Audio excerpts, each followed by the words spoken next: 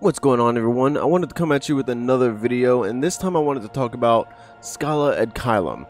Obviously, at the very end of that new battle trailer, we were able to see a first glimpse of what we used to know as Cabletown and is now Scala at Caelum, our first look at this new city. It's a brand new Kingdom Hearts original world, and it absolutely looks fantastic.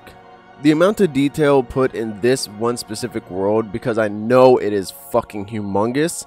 If you guys look at it clearly, it's like the Land of Departure on steroids.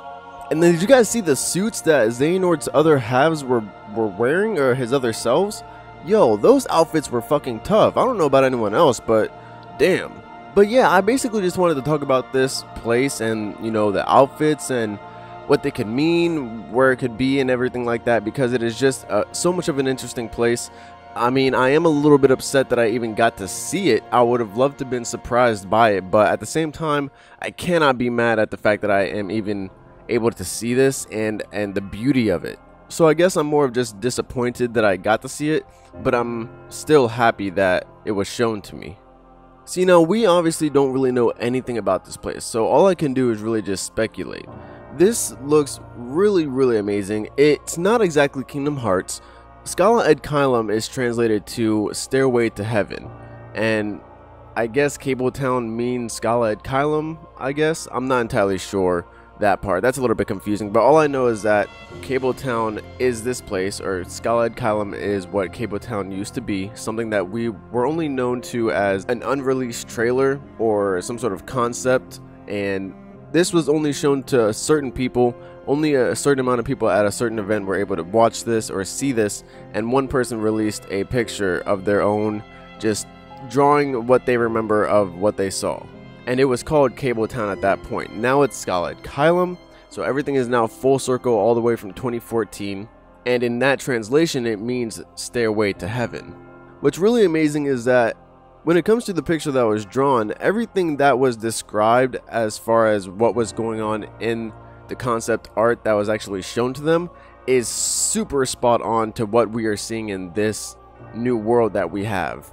So obviously, just by the translation, we might be able to at least theorize that this setting right here, Scala at Caelum, is some sort of post-world before we actually get to Kingdom Hearts, if we ever do. I'm still really hoping that we get to see Kingdom Hearts, and at this point, if we're looking at Scala at Caelum and its grandeur, I hope that Kingdom Hearts is even more so beautiful. This is already one of the worlds that I can see Nomura saying that, oh, this is something that I've always wanted to show off. This is the world that I have always wanted to make in Kingdom Hearts. He says that multiple times, or at least one time in an interview. If this is that world that he's talking about, is this that world, like that final world, or is he still going to show off Kingdom Hearts, something that everyone wants to see, you know what I mean?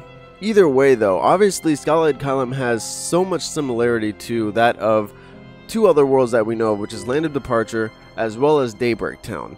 It sort of has the clock tower of Daybreak Town, but at the same time it has three separate buildings and they're all floating just like the Land of Departure. So it seems like the Land of Departure may have had some sort of building reference when it was made from Scala at Caelum, possibly. So maybe there is going to be some sort of history explanation with Land of Departure and Daybreak Town in correlation to this Scala at Caelum setting. And now let's get a little bit further into how we may have gotten into this situation. It is possible that very early in the trailer, at that point where we see Kingdom Hearts, the Moon Kingdom Hearts, getting swallowed by darkness or something of that sort, and we see Xehanort floating up to it. He summons it. He also uses 13 Keyblades. From what we see, most likely those 13 replicas of No Name are all the other organization members that were turned into Xehanort. He's using their power in some way, the same way that he used his own power alone to summon a Kingdom Hearts back in Birth by Sleep. At this point it's just amplified. He has 13 darknesses. He uses all of them to summon Kingdom Hearts maybe, and then he uses Kingdom Hearts itself through darkness to possibly reform the Keyblade graveyard into Scala at Caelum. That's my theory, and I have seen that theory floating around as well, or just different variations of that main theory. For me, us getting this world is even more amazing at the fact that we're getting it all together. The main reason why is just because that with this world, the way that Xehanort said that this is a seat of power for all Keyblade wielders, it's almost as if he knew about this world and that it did exist in the past. With the similarities between Scala at Caelum, the Keyblade Graveyard, and Daybreak Town, as well as the Land of Departure, I do want to hope that this world holds some sort of past or some sort of importance to the history of the Kingdom Hearts world itself. And this world truly holds so much potential as well, and that's what I'm really hoping for, because you know, when it comes to a world like this, something that looks so much similar to the Keyblade Graveyard, something that is very known throughout the Kingdom Hearts story, as well as Daybreak Town, a world that we know of from the past, Scala at Caelum seems to be something that is actually even more so important, even though it was never ever mentioned from until this point, especially because of the fact that the buildings that are deteriorated in the Keyblade Graveyard, at least in this Kingdom Hearts 3 version, look so similar to both Daybreak Town as well as the Land of Departure and this new Scala at Caelum building structures. It just really makes me hope that, you know, with this new world, Scala at Caelum, I'm really hoping that this is that stepping stone for the future and past of Kingdom Hearts. What I'm talking about is when it came to back cover, Kingdom Hearts, Union Cross, Unchained Key, and just Key, you know, all those games that were on mobile or computer, and then as well as its own movie back cover, that was what I was really hoping for when it came to the past and the creation of the Keyblade and Kingdom Hearts and everything of that matter. I wanted some sort of world expansion to Kingdom Hearts. But unfortunately, when it came to back cover, Unchained Key, Union Cross, and just Key, that was never what was given to me. Especially in the beginning of just Key, when it was on the PC browser, it really had me hoping and thinking that it would really give a lot of backstory to Kingdom Hearts itself, the becoming of the Keyblade, these masters, and this Master of Masters. You know, it just held so much potential to really create so much more lore for the history of Kingdom Hearts itself, but I feel like it failed at that, and it just kept adding more and more questions throughout the Kingdom Hearts series. And that's what I'm hoping that I will get from Scala at Caelum. You know, the fact that it holds so many similarities to the Keyblade Graveyard, Land of Departure, as well as Daybreak Town with its building structures and the way that the world is formed. I'm really hoping that this is that world where, you know, Keyblades were originally created or something of that sort, or there's an actual community of all-knowing beings in some way, or people that hold the knowledge of what Kingdom Hearts truly is, how it came about, and the Keyblade to protect it, or, you know, in general, the Keyblade. When it came to the Master of Masters, it really felt like he wasn't the beginning. He may be very powerful of a being for him to create a Keyblade that would look into the future, and, you know, I feel like he definitely had schemed this whole plan out for the whole Kingdom Hearts saga, Xehanort saga. But, you know, I felt like the question still persisted, where is there anything still before the Master of Master? Did he have a master? Was there someone who was just almighty in the world of Kingdom Hearts? Those questions won't be answered, of course, but with Scala at Caelum, I'm really hoping that some of those questions will be answered or hinted at in some way because of the way that Xehanort is presenting this world. It looked like this is something that happens after the final battle or during the final battle, as I was explaining earlier, and he mentions how this is a place for all Keyblade wielders as a seat of power. With the city being so big, there has to be multiple people who live there in some way and are Keyblade masters, and it must be run under some sort of government, possibly. I'm not entirely sure.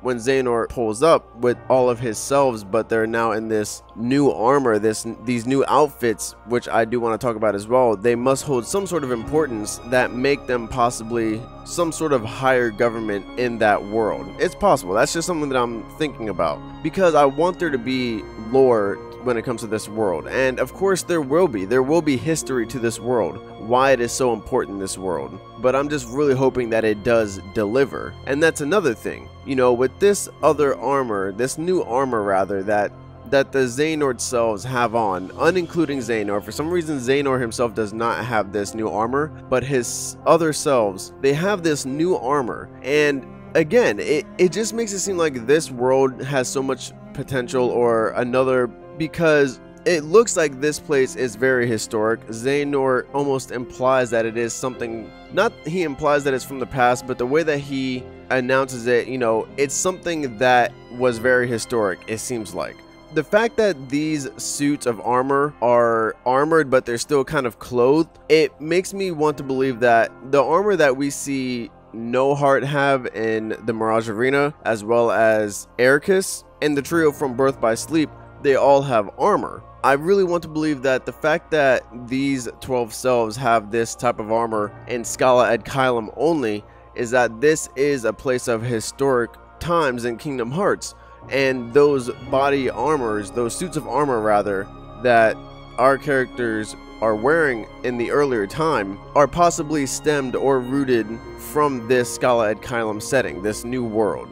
I really love the fact that we got to see this world because of that, at least, because it gives me hope that there will be some sort of historic explanation to the backstory of Kingdom Hearts itself, or just some other more historic explanations to build upon the Kingdom Hearts world itself. We've only ever known Sora's perspective of the story and him facing against Xehanort in Almighty Darkness, but I have always been interested personally about the origin of the Keyblade and the origin of Kingdom Hearts altogether, and how Sora ties to that.